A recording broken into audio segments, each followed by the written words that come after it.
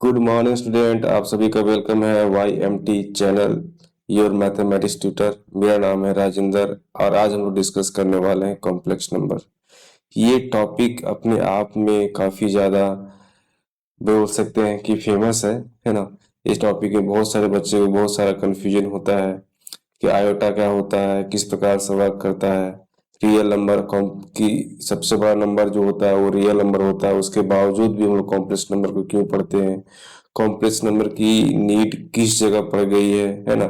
ऐसा कौन सा इक्वेशन या फिर बोल सकते हैं कि जब क्वेश्चन को सॉल्व करते हैं तो कॉम्प्लेक्स नंबर की आवश्यकता पड़ जाती है। तो इस सारे के बारे में हम लोग डिस्कस करेंगे, तो हमारे साथ बने रहें। इस चैनल को अभी तक सब्सक्राइब नहीं किए हैं तो बेल आइकन में जाके सब्सक्राइब करें, लाइक करें, शेयर करें। अगर किसी प्रकार का कोई डाउट है तो कमेंट बॉक्स में जाके कमेंट करें।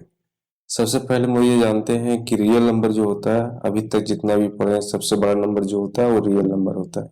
ठीक है, तो रियल नंबर होने के बावजूद भी हम लोग कॉम्प्लेक्स नंबर की आवश्यकता क्यों पड़ी। ऐसा कौन सा इक्वेशन हो या फिर कौन सा सॉल्यूशन जो नहीं हो पा रहा है, इस कारण से हम लोग कॉम्प्लेक्स नंबर का यूज करने लगे हैं। तो हम लोग जब क्वाड्रेटिक इक्वेशन का, जब कोई भी इक्वेशन को सॉल्व करते थे, किसका, क्वाड्रेटिक इक्वेशन का, ठीक है, तो उसमें क्या लिखते थे कि x square plus one equal to zero होता था, है ना। जब इसको सॉल्व करने के लिए जाते थे हम लिखते थे एक्स स्क्वायर इक्वल टू कितना होगा, -1, और एक्स इक्वल टू क्या लिखते थे, रूट अंडर -1।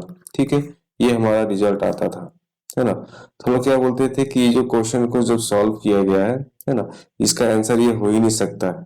क्यों? क्योंकि हम जानते हैं कि एक्स का जो वैल्यू होता है, जो स्क्वायर में जब होता है ना, उसका वैल्यू कभी नेगेटिव आ ही नहीं सकता है, उसका वैल्यू कभी नेगेटिव आ ही नहीं सकता है ना। तो इस तरह के जो प्रॉब्लम होते थे, तो इसको सॉर्ट आउट करने के लिए हम लोग क्या किए कि जब एक्स का वैल्यू अगर रूट अंडर -1 आता था, तो इसको क्या किया हम लोग, इसको मान लिए हम लोग क्या, आयोटा। क्या माने, आयोटा। ठीक है, इसको कॉम्प्लेक्स नंबर में इसको क्या बोलते हैं, आयोटा, जिसको हम क्या डिनोट करते हैं, आई से डिनोट करते हैं। किससे डिनोट करते हैं, आई से डिनोट करते हैं। ये एक फिक्स है ना, ये रिप्रेजेंटेशन है कि जहां पर अगर आई लिखा हुआ है जिसका वैल्यू कितना होगा, हमेशा माइनस रूट अंडर -1 होगा। ठीक है, कहीं पर भी अगर आप आई लिखा हुआ देख रहे हैं कॉम्प्लेक्स नंबर में, दैट मीन्स उसका जो वैल्यू है वो रूट अंडर -1 है। ठीक है, इसी प्रकार से अगर इसको हम सॉल्व करने की कोशिश करते हैं तो क्या हो जाएगा, एक्स स्क्वायर इक्वल टू क्या हो जाएगा, -4, और एक्स इक्वल टू क्या हो जाएगा, प्लस माइनस रूट अंडर -4। अब तो 4 का रूट निकालने जानते हैं हम लोग, कितना होता है, +-2। ठीक है, और यहाँ पे अंदर कितना बच गया, -1। और अभी में जान रहे हैं क्या कि +-2 और माइनस रूट अंडर -1 क्या लिखते हैं हम लोग, आई, या इसको बोलते हैं आयोटा। ठीक है, तो ये जो नंबर निकला, ये जो नंबर निकला, ये आपका क्या है, इमेजिनरी नंबर है। कौन सा नंबर है ये आपका इमेजिनरी नंबर है। ठीक है, ये आपका इमेजिनरी नंबर है। आई होप वो समझ में आ गया होगा कि कॉम्प्लेक्स नंबर की यूज जो है हम लोग क्यों करते हैं, इसकी क्यों आवश्यकता पड़ा। क्योंकि जो भी हम जब सॉल्व करते हैं, है ना, उसके जो रूट के अंदर अगर -1 आ जाता है ना, तो उसको सॉर्ट आउट करने के लिए हम लोग कॉम्प्लेक्स नंबर का यूज करते हैं। ठीक है, यहाँ तक समझ में आ गया। अब हम नेक्स्ट बढ़ते हैं। तो कॉम्प्लेक्स नंबर में जो हम लोग यूज करते हैं आयोटा, आई इक्वल टू, आई को जो डिनोट करते हैं हम लोग, आयोटा को डिनोट करते हैं आई से, जिसका वैल्यू कितना होता है, -1 होता है। इसको सबसे पहले जो रिप्रेजेंट किया गया या फिर बोल सकते हैं इंट्रोड्यूस किया है ना, वो किसने किया, यूलर्स ने किया। ठीक है, यूलर्स ने ही बताया है ना कि हम कॉम्प्लेक्स नंबर में जो रूट अंडर -1 या कोई भी नेगेटिव पार्ट आता है ना, उसको हम iota, that means i equal to root under -1 लिख सकते हैं, है ना, जिसके बेस पे हम और भी जो उसका डिटेल्स है उसके बारे में हम लोग समझ सकते हैं।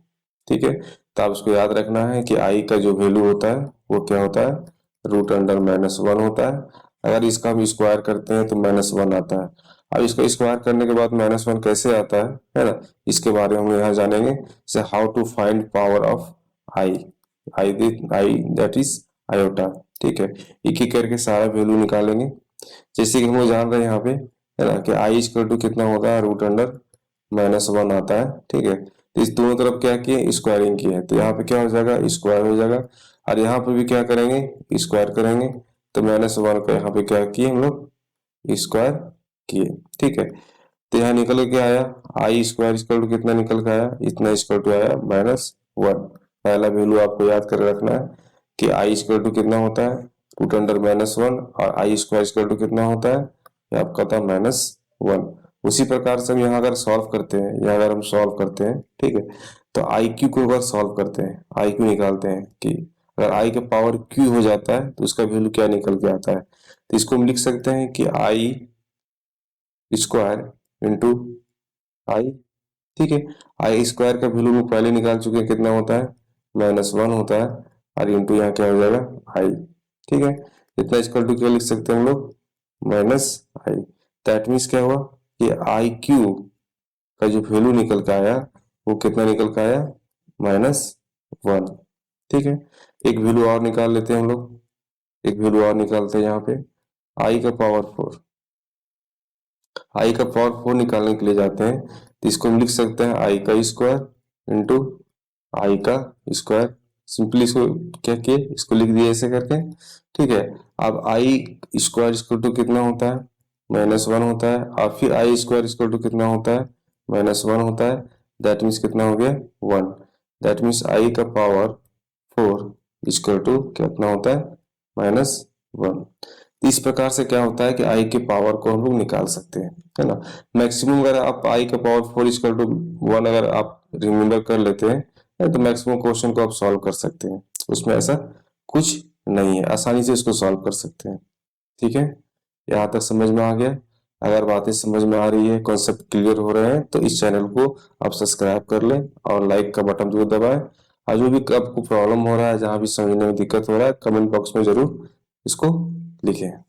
ठीक है, अब नेक्स्ट आता है आपका कुछ चीज याद करने की बात होती है, जैसे कि हम लोग अभी सॉल्व किए ना, इंटरनल पावर ऑफ द आई, है ना, आयोटा, है ना, जिसमें क्या होता है, इसका दो पार्ट होता है, एक पॉजिटिव पार्ट होता है, एक नेगेटिव पार्ट होता है। ठीक है, पॉजिटिव पार्ट में जो टेबल बना हुआ है, इस टेबल को आपको रिमेम्बर कर लेना है ना, कि आई स्क्वायर टू रूट अंडर -1 होता है, आई स्क्वायर इक्वल टू -1 होता है, आई का power Q equal to minus I होता है, और आई का पावर 4 इक्वल टू कितना होता है, 4 होता है।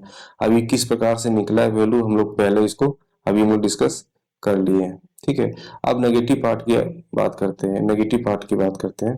ठीक है, तो नेगेटिव पार्ट में देखते हैं कि अगर आप आई का पावर -1 आ गया, या फिर आई फ्रैक्शन में नीचे आ गया -1 के साथ में, तो इस क्वेश्चन कैसे सॉल्व किया जाता है। अगर इसी चीज को सॉल्व करने की बात करते हैं, तो यहाँ पे हम लिख सकते हैं 1/i। ठीक है, आप क्या करेंगे, ऊपर नीचे आई से मल्टीप्लाई कर देंगे। ठीक है, तो यहाँ क्या हो जाएगा, आई स्क्वायर हो जाएगा। तो आई स्क्वायर का वैल्यू कितना होता है, यहाँ देखो आई स्क्वायर का वैल्यू कितना होता है, -1 होता है। ठीक है, तो माइनस आई इसका आंसर निकल के आपका आ जाएगा। उसी प्रकार से जब इसको हम सॉल्व करते हैं, इस क्वेश्चन को सब सॉल्व करते हैं, तो 1 कितना लिखा हुआ है, -i। ठीक है, आप ऊपर नीचे मल्टीप्लाई कर लो, तो हो जाएगा आई, ये हो जाएगा आई। ठीक है, ऊपर कितना हो गया, आई, और नीचे हो जाएगा -i स्क्वायर। तो -i स्क्वायर का वैल्यू कितना हो गया, -1 हो गया, माइनस माइनस प्लस हो गया, तो इसका वैल्यू कितना हो गया, आई। ठीक है, इस प्रकार से क्या होता है कि जो इंटीग्रल पावर ऑफ द आई होता है, उसका दो वैल्यू निकलता है, एक पॉजिटिव एक नेगेटिव होता है, दोनों को इस प्रकार से हम लोग सॉल्व करते हैं। हाँ, इससे बेस पे बहुत सारे क्वेश्चन आते हैं जो आपका बोर्ड में पूछे जाते हैं, 11-12 के जो बोर्ड में, उसमें आपका क्वेश्चन देखने को मिलता है। ऐसा नहीं है कि सिर्फ यही यूज होता है, इसका और भी सेक्शन है, जैसे कि आप बोल सकते हैं कि मैथ के और भी बहुत सारे पार्ट है जहाँ पे आई का यूज आप बोल सकते हैं कि इसका इस्तेमाल किया जाता है। ठीक है, यहाँ तक बात क्लियर है। नेक्स्ट आते हैं हम लोग, अगर आपको यहाँ फाइंड करने के लिए दे दिया जाता है, ठीक है, यहाँ फाइंड करने के लिए आपको दे दिया जाता है कि इसको फाइंड कीजिए, है ना, आई का पावर 5 इक्वल टू कितना होगा। ठीक है, तभी तुम निकालने के लिए सीखे हैं हम लोग के, कितना तक सीखे हैं कि आई का पावर 4 इक्वल टू कितना होता है, 1 होता है। तो इसको हम इस प्रकार से तो लिख सकते हैं, आई का पावर 4 इंटू आई और आई का 4 इक्वल टू कितना हो जाता है आपका 1 होता है, और इंटू यहाँ पे क्या हो जाएगा आई, दैट मीन्स इसका जो आंसर निकल के आएगा वो आई निकल के आएगा। नेक्स्ट आपका देखिए, इसको सॉल्व करना है। ये सिर्फ एग्जाम्पल है कि आप समझिए कि क्वेश्चन किस प्रकार से पूछता है। ये छोटे छोटे एग्जाम्पल है जो आगे चल के बड़े बड़े क्वेश्चन में आप इस्तेमाल कीजिएगा तो क्वेश्चन को बहुत इजीली आप सॉल्व कर पाइएगा। ये समझने के लिए कि आई का पावर 4 है तो इसको सॉल्व कैसे करेंगे, आई का पावर 13 है तो कैसे सॉल्व करेंगे, है ना, इस तरह से। मान लिया कि आई का पावर यहाँ पे 13 दिया हुआ है, अब इसको सॉल्व करना है। आप खुद से सॉल्व कीजिए, आप कॉपी पेन लेके बैठिए, आप खुद से इसको सॉल्व करने की कोशिश कीजिए, है ना। इसको सॉल्व करने के बाद इसका आंसर कितना आता है। तो यहाँ हम देखते हैं कि आई का पावर 4 करते हैं, है ना, आई इसका पावर 3 करते हैं तो कितना हो जाएगा 4 तिया 12, एक बच गया, यहाँ पे करेंगे आई, है ना। तो अब आई का पावर 4 इसका तुम जानते हो 1, तो 1 का पावर क्यू प्लस आई हो जाएगा। दैट मीन्स कितना आएगा इसका आंसर, इसका आंसर भी आपका आई आएगा। ठीक है, इसको निकालते कैसे समझ लो, एक सिंपल सा ना, है ना, कि आपको वो 13 दिया हुआ है ना, उसको 4 से डिवाइड करो। 4 से ही क्यों डिवाइड करना है, क्योंकि 4 का पावर हमेशा क्या होता है 1 होता है। अगर यहाँ से 4 से डिवाइड करेंगे तो 3 ये हो जाएगा 12, यहाँ बच जाएगा 1। दैट मीन्स हम 4 का पावर अगर 3 करते हैं, है ना, तो आई का पावर 4 लिखते हैं, यहाँ पे आई का पावर 4 लिखते हैं, इसका पावर 3 करते हैं, है ना, तो ये वैल्यू कितना देगा, ये वैल्यू हमेशा 1 देगा। इसी के लिए कोई भी नंबर दिया हुआ है, ठीक है, आपको मान लिया कि यहाँ पे आपको दिया हुआ है 50, ठीक है, अब इसको सॉल्व करना। अब इसको कैसे निकालेंगे, है ना, आप खुद से निकाल के कमेंट बॉक्स में लिखिए इसका आंसर कितना होगा। अगर आई का पावर 15 है, ठीक है, तो इसको सॉल्व कीजिए, है ना, आई का पावर 15 इक्वल टू कितना होगा। अब इसी फार्मूला का यूज कीजिएगा, इस तरह से आप यूज कीजिएगा, है ना। सबसे पहले क्या होगा, 4 से 15 को डिवाइड कीजिए, है ना, जितना रिमेम्बर बचा हुआ है वो आई में रहने दीजिए, और जितना आपका सॉल्व करने के बाद जितना रिजल्ट आ रहा है ना, दोनों को मल्टीप्लाई कर दीजिए, ये दोनों को क्या करें मल्टीप्लाई कर दीजिए, जिससे जो रिमाइंडर जो बचा हुआ है ना, वही क्या होगा आपका आंसर देखने को मिलेगा, या फिर बोल सकते हैं कि उसको भी सॉल्व करना होगा। ठीक है, यहाँ तक बात क्लियर हो गई। देखिए, अब हम लोग अभी तक क्या हुआ कि आई के बारे में जान गए कि आई क्या है, आयोटा है, ठीक है, जिसका वैल्यू कितना होता है √(-1) आता है। ठीक है, अब एक्चुअली में कॉम्प्लेक्स नंबर है क्या, तो कॉम्प्लेक्स नंबर क्या होता है, रियल नंबर और इमेजिनरी नंबर से मिलकर बना हुआ होता है। ठीक है, सिंपल सी चीज समझिए, कॉम्प्लेक्स नंबर जो है वो रियल नंबर और इमेजिनरी नंबर से मिलकर बना होता है, रियल नंबर और इमेजिनरी नंबर से मिलकर बना होता है। जैसे कि आपको यहाँ लिखा हुआ है जेड, जेड इक्वल टू अगर एक्स प्लस आई वाई लिखते हैं, है ना, Z plus X Y, x plus आई वाई लिखते हैं, है ना, तो जो रियल नंबर है वो क्या हो जाएगा आपका, जो रियल नंबर है वो क्या हो जाएगा आपका एक्स है ना। और जो इमेजिनरी पार्ट है, जो आई के साथ में जितने भी नंबर आपको रियल नंबर आ रहे हैं वो सारे क्या हो गए इमेजिनरी पार्ट हो गए। दैट मीन्स क्या होगा, ये आपका इमेजिनरी पार्ट है, ठीक है, ये आपका इमेजिनरी पार्ट है जो आई वाई लिखा हुआ है। और जो रियल नंबर है उसका जो फॉर्म है वो फॉर्म हमेशा क्या होगा एक्स प्लस आई वाई, एक्स प्लस आई वाई ही होगा। ठीक है, एक्स प्लस आई वाई ही होगा। अगर एक्स माइनस आई वाई कहीं लिखा हुआ है ना, दैट मीन्स क्या है, इसको इसको हम इस प्रकार से इसको फॉर्म में चेंज करना होगा, एक्स प्लस माइनस आई वाई के फॉर्म में चेंज करना होगा। ठीक है, क्योंकि ये फॉर्म हमेशा इसी फॉर्म में ही रहेगा, इस चीज को ध्यान देना है। यहाँ पे एक्स और वाई क्या है इसको समझ लीजिए, एक्स और वाई क्या है, एक मिनट हम इसको तो डिलीट कर लेते हैं।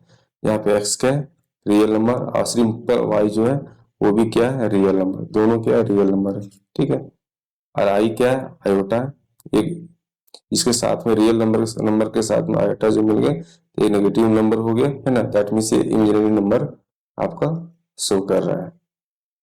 यहाँ तक क्लियर हो गया। जहां भी डाउट होगा आप कमेंट बॉक्स में लिखिएगा, उसको फिर से नए जो क्लास होंगे, नेक्स्ट क्लास जो होंगे उसमें उसको रिपीट करके जो भी डाउट होगा उसको सॉर्ट आउट करने की कोशिश करेंगे। ठीक है, अब बात है कि जो कॉम्प्लेक्स नंबर आते हैं, जो कॉम्प्लेक्स नंबर हम लोग देख रहे हैं, उस नंबर के साथ में हम उसके साथ में किस प्रकार का ऑपरेशन लगा सकते हैं। तो उस नंबर के साथ अगर ऑपरेशन की बात कर सकते हैं तो उसमें एडिशन कर सकते हैं, सब्ट्रैक्शन कर सकते हैं, मल्टीप्लिकेशन कर सकते हैं, डिवीजन, चारों चीज कर सकते हैं, है ना। जैसे कि मान लीजिए आपके पास एक Z1 है, आपका Z2 है, ठीक है, आप Z1 प्लस Z2 कर सकते हैं आप, है ना, या Z1 माइनस Z2 कर सकते हैं, या फिर Z1 इंटू Z2 कर सकते हैं। अगर डिवीजन की बात होती है तो Z1 बाय Z2 कर सकते हैं।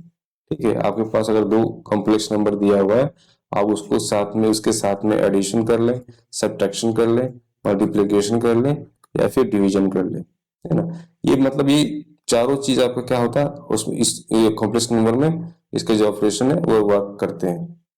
समझ गए।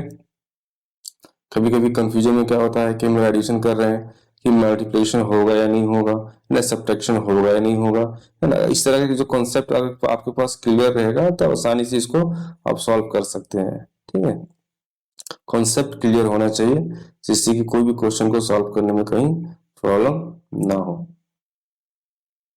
है ना। अब यहाँ देखिए, आप क्या है कि कॉम्प्लेक्स नंबर में हम पहले ही बता चुके थे, एक रियल पार्ट होता है, एक इमेजिनरी पार्ट होता है। ठीक है, रियल पार्ट और इमेजिनरी पार्ट की बात करते हैं तो हम जानते हैं कि रियल नंबर क्या है आपका ये, और ये क्या है आपका इमेजिनरी नंबर है। अगर नोटेशन की बात करते हैं, है ना, तो रियल नंबर का जो नोटेशन होता है, रियल नंबर का जो नोटेशन होता है ना, उसको कैसे हम लोग करते हैं, आर लिख के जेड। ठीक है, इस प्रकार से लिख सकते हैं। या इमेजिनरी नंबर की बात करते हैं, इसका इसका नोटेशन की बात करते हैं, अब सिंपली आप ऐसे लिख के जेड लिख सकते हैं, या फिर सिर्फ आई लिख के ब्रैकेट में जेड लिख सकते हैं। ये इसके नोटेशन होते हैं। अब इस तरह से भी कर सकते हैं, इस तरह से भी कर सकते हैं। ठीक है, ये बहुत सिंपल है, अभी सिंपल सिंपल चल रहा है। आगे और अच्छा अच्छा क्वेश्चन करेंगे, अभी सिर्फ कॉन्सेप्ट है, कॉन्सेप्ट को समझिए, है ना। इससे रिलेटेड क्वेश्चन भी हम आगे करेंगे। ठीक है, नेक्स्ट आपका आता है कि प्योरली प्योरली रियल नंबर, है ना। एक होता है purely imaginary number. That means जिसे सिंपल से कहने का सेंस है, अगर हम प्योर की बात करते हैं, प्योर की बात कर रहे हैं, है ना, अगर जेड इजकल टू आपके पास दिया हुआ है एक्स प्लस आई वाई, ठीक है, ये कॉम्प्लेक्स नंबर हो गया। अगर प्योर रियल नंबर की बात करते हैं तो यहाँ पे क्या होगा, ये नंबर क्या हो जाएगा, जीरो हो जाएगा। ठीक है, दैट मीन्स आपके पास जेड इजकल टू एक्स ही रहेगा, और ये जो वैल्यू होगा ये वैल्यू आपका जीरो आ जाएगा। अब एक्स की जगह पे जितना पुट कर सकते हैं, 5 6 जो पुट करना पुट कीजिए, लेकिन ये आपका जो वैल्यू है, इस तरह के अगर वैल्यू मिलते हैं जिसमें इमेजिनरी पार्ट जो है आपका जीरो आ जाता है, तो वो प्योर आपका रियल नंबर कहलाएगा। ठीक है, real number purely real number कहलाएगा। बस समझ आ गया। अगर अगर इसी प्रकार से क्या होता है, इमेजिनरी नंबर भी होता है ना, इमेजिनरी नंबर भी होता है जिसमें क्या होता है कि इसमें रियल नंबर जीरो हो जाते हैं। दैट मीन्स आपके पास अगर एक्स प्लस आई वाई है, एक्स प्लस आई वाई है, ठीक है, तो इसमें क्या होता है, एक्स का जो वैल्यू होता है वो जीरो हो जाता है। ठीक है, तो ये पार्ट जो निकल आएंगे ये आपका क्या होगा, ये आपका प्योरली इमेजिनरी पार्ट होगा, प्योरली इमेजिनरी पार्ट होगा। एग्जाम्पल के रूप में देख सकते हैं कि आप लिखते हैं 0 + i5, ये आपका क्या होगा, प्योरली इमेजिनरी नंबर होगा। ठीक है, यहाँ तक क्लियर है। कोई डाउट होगा तो पूछिएगा, कमेंट बॉक्स में लिखिएगा। ठीक है, कुछ क्वेश्चन को देख लिए यहाँ पे कर लेते हैं। अभी तो मुझे जितना पढ़े हैं उससे संबंधित ही क्वेश्चन है, और कुछ ऐसा है नहीं। क्या करना है, separate real and imaginary part of complex number. ठीक है, अगर इसको सेपरेट करने की बात करते हैं तो -3 4i है। ठीक है, इसको हम कैसे लिख सकते हैं, -3 प्लस -4i। ठीक है, अब इसमें रियल पार्ट कौन होगा, -3, और इमेजिनरी पार्ट कौन होगा, -4i। ठीक है, -4i, ये आपका इमेजिनरी पार्ट हो गया। उसी प्रकार से इसको अगर सॉल्व करने की कोशिश करते हैं क्वेश्चन नंबर 2 में, है ना, जिसमें Z2 इक्वल टू कितना दिया हुआ है, -4, दैट मीन्स 0 प्लस -4i। ठीक है, इसका रियल पार्ट क्या हो जाएगा, इसका अगर रियल पार्ट की बात करते हैं, इसका रियल पार्ट 0 होगा, और इसका अगर इमेजिनरी पार्ट की बात करते हैं हम लोग, है ना, इमेजिनरी पार्ट की बात करते हैं तो कितना हो जाएगा, -4i। सिंपल है, सेपरेट करना रियल और इमेजिनरी पार्ट को अलग अलग करना। तो इतना एकदम सिंपल सिंपल चीज है, एकदम बेसिक चल रहा है अभी, तो ऐसा कोई कंफ्यूजन वाला पार्ट नहीं है। ठीक है, इसमें और जो हम लोग प्रॉपर्टीज के पढ़ेंगे तो उसमें आपको थोड़ा सा समझना पड़ेगा कि ये किस प्रकार से काम कर रहा है। ठीक है, इस क्वेश्चन को भी आप कर सकते हैं इजी वे में। ठीक है, यहाँ पे दिया हुआ है Z3 इक्वल टू -3, है ना, प्लस I0 लिख सकते हैं, है ना। अब ये आपका इमेजिनरी पार्ट हो गया, हो जाएगा ये 0, और ये आपका रियल पार्ट हो जाएगा, है ना, जिसका वैल्यू कितना आएगा आपका -3।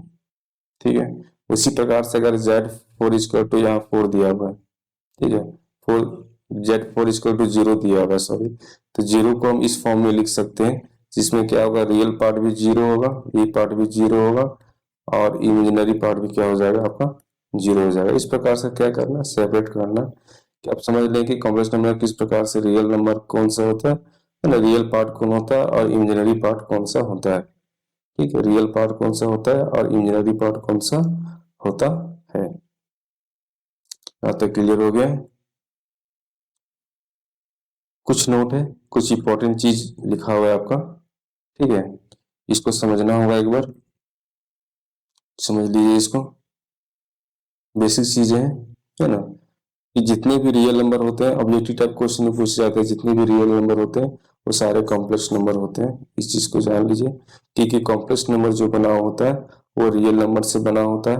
जैसे कि एक्स और वाई क्या होते हैं, दोनों क्या होते हैं, रियल नंबर होते हैं। दोनों रियल नंबर से बन के क्या होता है, कॉम्प्लेक्स नंबर बनता है, इसलिए दोनों क्या होता है कि जितने भी एवरी रियल नंबर के ये एक कॉम्प्लेक्स नंबर है। ठीक है, अगर जीरो आ जाता है, दोनों में अगर जीरो हो जाता है, ठीक है, मान ली कि 0 प्लस I0 हो गया, बोथ अगर 0 हो गया, है ना, और दोनों में से कोई एक भी अगर 0 होता है तो उस सिचुएशन में या तो प्योरली रियल होगा या फिर प्योरली इमेजिनरी पार्ट देखने को मिलेगा। ठीक है, I लिखें या YI लिखें, दोनों में क्या है, दोनों तरह से लिख सकते हैं, ऐसा कोई दिक्कत नहीं, दोनों तरह से आप इसको लिख सकते हैं। ठीक है, अब अगर आप यहाँ पे लिखिए, अगर Z equal to x plus IY लिखते हैं, या फिर आप इसको Z equal to x plus YI लिखते हैं, तो इससे कोई फर्क नहीं है, आप दोनों इस प्रकार से लिख सकते हैं। सिंपल सा तीन चीज को आपको माइंड में रखना है, ऐसा नहीं कि यहाँ पे ऐसा लिखा हुआ, यहाँ पे ऐसा लिखा हुआ, तो आप कंफ्यूज होने लगे कि नहीं ऐसा कैसे हो गया। ठीक है, कंफ्यूजन नहीं है, राइट में दोनों आप इस प्रकार से लिख सकते हैं, जिससे कि आगे नोटिफिकेशन मिलता रहे, है ना, और जो पहले से जुड़े हुए हैं उसको ज़्यादा से ज़्यादा शेयर करें, इससे और भी जो स्टूडेंट हैं जो 11-12 की तैयारी कर रहे हैं, है ना, उसे इस तरह की कंटेंट प्रोवाइड किया जा सके, और वो टॉपिक को अच्छी तरह से, उसके जो बेसिक कॉन्सेप्ट है उसको समझ सके, और उससे बहुत सारे इंपॉर्टेंट क्वेश्चन भी है उसको भी हम लोग करेंगे। तब तक इतने रखते हैं, जय हिंद।